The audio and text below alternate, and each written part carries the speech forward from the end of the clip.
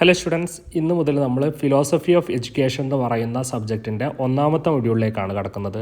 അപ്പോൾ ഒന്നാമത്തെ മൊഡ്യൂളിൻ്റെ പേര് ഫിലോസഫിക്കൽ ബേസിസ് ഓഫ് എഡ്യൂക്കേഷൻ. അപ്പോൾ എന്താണ് ഫിലോസഫിക്കൽ എഡ്യൂക്കേഷന്, അതുപോലെ തന്നെ എന്താണ് എഡ്യൂക്കേഷൻ്റെ മീനിങ് എന്താണ്, എഡ്യൂക്കേഷൻ്റെ ഡെഫിനിഷൻ എന്താണ്, ഈ കാര്യങ്ങളൊക്കെയാണ് നമ്മൾ പഠിക്കാൻ പോകുന്നത് ഇന്ന്. അപ്പോൾ നമുക്ക് ഇന്നത്തെ ക്ലാസ്സിലേക്ക് കടക്കാം. എല്ലാവരും ആദ്യത്തെ ഹെഡിങ് ശ്രദ്ധിക്കുക, ഫിലോസഫി ഓഫ് എഡ്യൂക്കേഷൻ. അപ്പോൾ ഫിലോസഫി ഓഫ് എഡ്യൂക്കേഷൻ എന്ന് പറയുന്ന വിഷയത്തെ നമ്മൾ പരിചയപ്പെടാനാണ് പോകുന്നത്. അപ്പോൾ നമ്മൾ മനസ്സിലാക്കേണ്ട ഒരു കാര്യം, വിദ്യാഭ്യാസം, എഡ്യൂക്കേഷൻ എന്ന് പറയുന്നത് അതൊരു സാർവത്രിക മാനുഷിക പ്രവർത്തനമാണ്. അത് ലോകത്തെ എല്ലായിടത്തും നടക്കുന്ന ഒരു മനുഷ്യൻ്റെ പ്രവർത്തനമാണ്, ഒരു മാനുഷിക പ്രവർത്തനമാണ് വിദ്യാഭ്യാസം എന്ന് പറയുന്നത്. അപ്പോൾ ലോകത്തെ ഏത് സമൂഹം എടുത്ത് നോക്കുകയാണെങ്കിൽ അവിടെയൊക്കെ എന്തുണ്ട്, വിദ്യാഭ്യാസം എന്ന് പറയുന്ന ഒരു സംഗതി നടക്കുന്നുണ്ട്. മനസ്സിലായോ? അപ്പോൾ വിദ്യാഭ്യാസത്തിൻ്റെ ഉദ്ദേശത്തെക്കുറിച്ചും അതിൻ്റെ പ്രയോഗത്തെക്കുറിച്ചൊക്കെ അഭിപ്രായ വ്യത്യാസങ്ങൾ നിലനിൽക്കുന്നുണ്ട്. അപ്പോൾ എന്തിനാണ് വിദ്യാഭ്യാസം, അല്ലേ, വിദ്യാഭ്യാസത്തിൻ്റെ പ്രയോഗം എങ്ങനെ ആയിരിക്കണം, ഇതിനെപ്പറ്റിയൊക്കെ എന്തുണ്ട്, വ്യത്യസ്ത അഭിപ്രായങ്ങൾ പല ആളുകളും പറയുന്നുണ്ട്. ചിലർ പറയുന്നുണ്ട് വിദ്യാഭ്യാസം എന്ന് പറഞ്ഞാൽ നല്ലൊരു തൊഴിൽ നേടാനാണ് എന്ന് പറയുന്നവരുണ്ട്. വിദ്യാഭ്യാസം എന്ന് പറഞ്ഞാൽ നല്ലൊരു പൗരനെ വാർത്തെടുക്കലാണെന്ന് പറയുന്നവരുണ്ട്. അപ്പോൾ ഇങ്ങനെ പല അഭിപ്രായ വ്യത്യാസങ്ങൾ വിദ്യാഭ്യാസത്തെ പറ്റി ഉണ്ട്. വിദ്യാഭ്യാസത്തിൻ്റെ ഉദ്ദേശത്തെ പറ്റി, വിദ്യാഭ്യാസത്തിൻ്റെ പ്രയോഗത്തെ പറ്റിയൊക്കെ വ്യത്യസ്ത അഭിപ്രായങ്ങൾ ഉണ്ട് എന്നുള്ളതാണ് നിങ്ങളവിടെ മനസ്സിലാക്കി വെക്കേണ്ടത്. ക്ലിയർ അല്ലേ? അതുപോലെ തന്നെ വിദ്യാഭ്യാസത്തിൻ്റെ ഉദ്ദേശം, സ്വഭാവം, അതിൻ്റെ രീതികൾ, ഇതിനൊക്കെ വിലയിരുത്തുന്ന, അതിനെക്കുറിച്ചൊക്കെ പഠിക്കുന്ന ഒരു പഠനശാഖയുടെ പേരാണ് ഫിലോസഫി ഓഫ് എഡ്യൂക്കേഷൻ. അപ്പോൾ എന്താണ് philosophy of education? Philosophy of education എന്ന് പറയുന്നത് അതൊരു പഠന വിഷയമാണ്. ആ വിഷയത്തിൻ്റെ പ്രത്യേകത എന്താണ്? അത് വിദ്യാഭ്യാസത്തിൻ്റെ ഉദ്ദേശത്തെ പറ്റിയും വിദ്യാഭ്യാസത്തിൻ്റെ സ്വഭാവം, വിദ്യാഭ്യാസത്തിൻ്റെ രീതികൾ, ഇതിനെപ്പറ്റിയൊക്കെ പഠിക്കുന്ന വിഷയമാണ് ഏത്, ഫിലോസഫി ഓഫ് എഡ്യൂക്കേഷൻ. ഈ ഫിലോസഫി ഓഫ് എഡ്യൂക്കേഷൻ എന്ന് പറയുന്നത് ഫിലോസഫിയുടെ ഒരു ബ്രാഞ്ചാണ്. മനസ്സിലായോ? ഫിലോസഫി എന്ന് പറയുന്ന വിഷയത്തിൻ്റെ ഒരു പഠന ഉപശാഖയായിട്ട് അതിൻ്റെ ഒരു ബ്രാഞ്ചാണ് ഏത്, ഫിലോസഫി ഓഫ് എഡ്യൂക്കേഷൻ എന്ന് പറയുന്ന വിഷയം. മനസ്സിലായോ? അതുപോലെ തന്നെ ഒരു പഠനശാഖ എന്നുള്ള നിലയിൽ ഫിലോസഫി ഓഫ് എഡ്യൂക്കേഷൻ വിദ്യാഭ്യാസത്തിൻ്റെ സമഗ്ര മേഖലകളെക്കുറിച്ച് പഠിക്കുന്നുണ്ട്.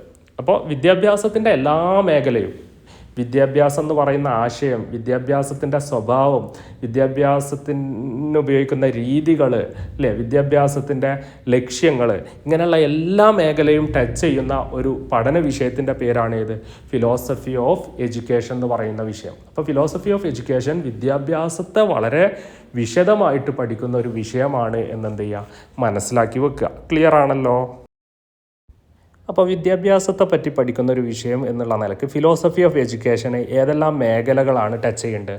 ഒന്ന്, വിദ്യാഭ്യാസം എന്ന് പറയുന്ന ആ ഒരു പദത്തിൻ്റെ അർത്ഥം, ആ പദം എന്താണെന്നൊക്കെ ആര് പഠിക്കാൻ ശ്രമിക്കുന്നുണ്ട്, ഫിലോസഫി ഓഫ് എഡ്യൂക്കേഷൻ പഠിക്കാൻ ശ്രമിക്കുന്ന ഒരു കാര്യമാണ്. രണ്ടാമത്തത്, വിദ്യാഭ്യാസത്തിൻ്റെ ലക്ഷ്യം എന്താണെന്ന് അത് പഠന വിധേയമാക്കുന്നുണ്ട്. അതുപോലെ തന്നെ വിദ്യാഭ്യാസത്തിൻ്റെ നേച്ചർ, സ്വഭാവം എന്താണെന്ന് പഠിക്കാൻ ശ്രമിക്കുന്നുണ്ട്.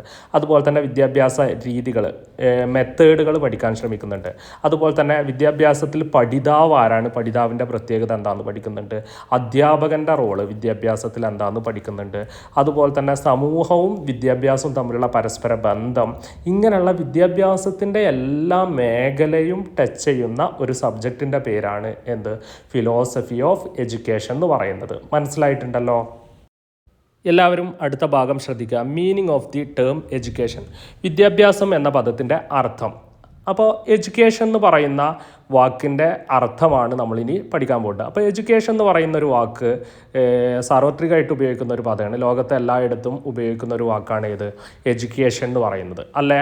പക്ഷേ ഈ എഡ്യൂക്കേഷൻ, വിദ്യാഭ്യാസം എന്ന് പറയുന്ന ഈ വാക്ക് വളരെ സങ്കീർണമായിട്ടുള്ളൊരു കോൺസെപ്റ്റാണ്. വളരെ എന്താണ് അതിൻ്റെ അർത്ഥം ചോദിച്ചു കഴിഞ്ഞാൽ അതിനെ നമുക്ക് പല രീതിയിൽ വിശദീകരിക്കാൻ പറ്റുന്ന ഒരു സംഗതിയാണ് എഡ്യൂക്കേഷൻ എന്ന് പറയുന്ന പദം.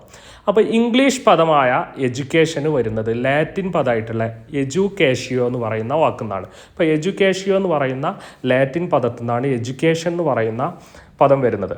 അപ്പോൾ എന്താണ് ഈ എഡ്യൂക്കേഷ്യോ എന്ന് പറയുന്ന വാക്കിൻ്റെ അർത്ഥം? വളർത്തുക അല്ലെങ്കിൽ പരിശീലിപ്പിക്കുക എന്നാണ്. അപ്പോൾ എന്തെങ്കിലും പരിശീലിപ്പിക്കുക, അല്ലേ, വളർത്തുക എന്നുള്ള അർത്ഥത്തിലാണ് നമ്മൾ ഏത് വാക്ക് ഉപയോഗിക്കുന്നത്, എഡ്യൂക്കേഷ്യോ എന്ന് പറയുന്ന വാക്ക്. ആ എഡ്യൂക്കേഷ്യോ എന്ന് പറയുന്ന ലാറ്റിൻ വാക്കിൽ നിന്നാണ് എഡ്യൂക്കേഷൻ എന്ന് പറയുന്ന ഇംഗ്ലീഷ് പദം വരുന്നത്. മനസ്സിലായോ? എന്നാൽ ഇതിൻ്റെ വെർബ്, ഇതിൻ്റെ ക്രിയാപദം എന്താണ്? അത് എജൂസിയർ ആണ്. എജൂസിയർ, ലാറ്റിനിൽ എജൂസിയർ എന്ന് പറഞ്ഞാൽ പുറത്ത് കൊണ്ടുവരിക, അല്ലേ, ലീഡിങ് ഔട്ട് അല്ലേ, പുറത്ത് കൊണ്ടുവരിക എന്നുള്ള അർത്ഥത്തിലാണ് എജൂസിയർ എന്ന് പറയുന്ന വാക്ക് ഉപയോഗിക്കുന്നത്. അപ്പോൾ എജൂസിയർ എന്ന് പറയുന്ന ലാറ്റിൻ പദത്തിൻ്റെ അർത്ഥം എന്താണ്? പുറത്ത് കൊണ്ടുവരിക. അതായത് വിദ്യാഭ്യാസത്തിൽ അധ്യാപകൻ്റെ പങ്ക് ഒഴിഞ്ഞ പാത്രത്തിലേക്ക് വിവരങ്ങൾ ഒഴിച്ചു കൊടുക്കലല്ല, ഒഴിഞ്ഞ പാത്രത്തിലേക്ക് വിവരങ്ങൾ ഒഴിച്ചു കൊടുക്കലല്ല, വിവരം ഇങ്ങനെ കൈമാറ്റം ചെയ്യൽ മാത്രമല്ല അധ്യാപകൻ്റെ ഡ്യൂട്ടി. മറിച്ച് എന്താണ്? ഒരു വ്യക്തിയുടെ ഉള്ളിലുള്ളതിനെ പുറത്ത് കൊണ്ടുവരലാണ് വിദ്യാഭ്യാസം എന്നാണ് ഈ ലാറ്റിൻ പദമായ എജൂസിയർ കൊണ്ട് ഉദ്ദേശിക്കുന്നുണ്ട്. ഒരു വ്യക്തിക്ക് ഉള്ളിലുള്ള, ഒരു കുട്ടിയുടെ ഉള്ളിലുള്ള കഴിവുകളെ പുറത്ത് കൊണ്ടുവരിക എന്നുള്ള അർത്ഥത്തിലാണ് എജൂസിയർ എന്ന് പറയുന്ന വാക്ക് ഉപയോഗിക്കുന്നത്. അപ്പോൾ റോമക്കാർ എജൂസിയർ എന്ന പദം ഉപയോഗിച്ചിരുന്നത് എന്തർത്ഥത്തിലാണ്? ഒരു വ്യക്തിയുടെ ഉള്ളിലുള്ള കഴിവുകളെ പുറത്ത് കൊണ്ടുവരിക, ലീഡിങ് ഔട്ട് എന്നാണ് എജൂസിയർ എന്ന് പറയുന്ന വാക്കിൻ്റെ അർത്ഥം എന്നെന്ത് ചെയ്യുക, മനസ്സിലാക്കി വെക്കുക. അപ്പോൾ എജൂസിയർ, എഡ്യൂക്കേഷ്യോ എന്നൊക്കെ പറഞ്ഞ ലാറ്റിൻ പദത്തിൽ നിന്നാണ് എഡ്യൂക്കേഷൻ എന്ന വാക്ക് വരുന്നത് എന്നെന്ത് ചെയ്യുക, മനസ്സിലാക്കി വെക്കുക. ക്ലിയർ ആണല്ലോ?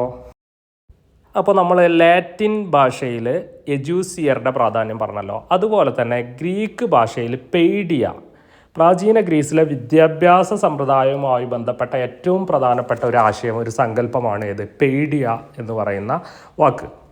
അപ്പോൾ പ്രാചീന ഗ്രീസിൽ നിലനിന്നിരുന്ന വിദ്യാഭ്യാസ പ്രക്രിയൻ്റെ പേരാണ്, വിദ്യാഭ്യാസ സമ്പ്രദായത്തിൻ്റെ പേരായിരുന്നു എന്ത്? പെയ്ഡിയ എന്ന് പറയുന്നത്. അതായത് ഗ്രീക്കുകാരുടെ സംസ്കാരം അവിടുത്തെ ജനങ്ങളിലേക്ക് എത്തിക്കുന്ന ഒരു പ്രക്രിയയുടെ പേരാണ്. ഗ്രീക്കുകാരുടെ സംസ്കാരം അവിടുത്തെ ജനങ്ങളെ പഠിപ്പിക്കുന്ന ഒരു പരിപാടിയായിരുന്നു പെയ്ഡിയ എന്ന് പറയുന്ന വാക്ക് കൊണ്ട് ഉദ്ദേശിക്കുന്നുണ്ട്. അപ്പോൾ പെയ്ഡിയ എന്നത് പ്രാചീന ഗ്രീസിൽ നിലനിന്നിരുന്ന വിദ്യാഭ്യാസ സമ്പ്രദായമാണ്. ആ വിദ്യാഭ്യാസ സമ്പ്രദായത്തിൻ്റെ ഉദ്ദേശം എന്തായിരുന്നു? ഗ്രീക്ക് സംസ്കാരം അവരുടെ പൗരന്മാരിലേക്ക് എത്തിക്കുക എന്നുള്ളതാണ്. അതായത് ശരിയായൊരു ഗ്രീക്ക് പൗരനെ വളർത്തിക്കൊണ്ടുവരിക എന്നുള്ളതായിരുന്നു പെയ്ഡിയ എന്ന് പറയുന്ന വിദ്യാഭ്യാസ പ്രക്രിയയുടെ ലക്ഷ്യം. മനസ്സിലായോ? അതായത് ഒരു വ്യക്തിയുടെ വ്യക്തിത്വ രൂപീകരണം അല്ലേ, അയാളുടെ ശാരീരിക വികാസവും ബൗദ്ധികമായിട്ടുള്ള ബുദ്ധിപരമായ വികാസവും അതുപോലെ തന്നെ ധാർമ്മികമായിട്ടുള്ള വികാസവും ഒക്കെ ഈ പെയ്ഡിയ എന്ന് പറയുന്ന ഈ വിദ്യാഭ്യാസ പ്രക്രിയൻ്റെ ഭാഗമായിരുന്നു. അപ്പോൾ ഒരു വ്യക്തിയെ നല്ല ഒരു ഗ്രീക്ക് സംസ്കാരത്തിൻ്റെ ഉടമയാക്കി മാറ്റുന്ന ഒരു പ്രോസസ്സ്, ഒരു പ്രക്രിയൻ്റെ പേരായിരുന്നു എന്തെന്ന് പറയുന്നത്? പെയ്ഡിയ എന്ന് പറയുന്നത്.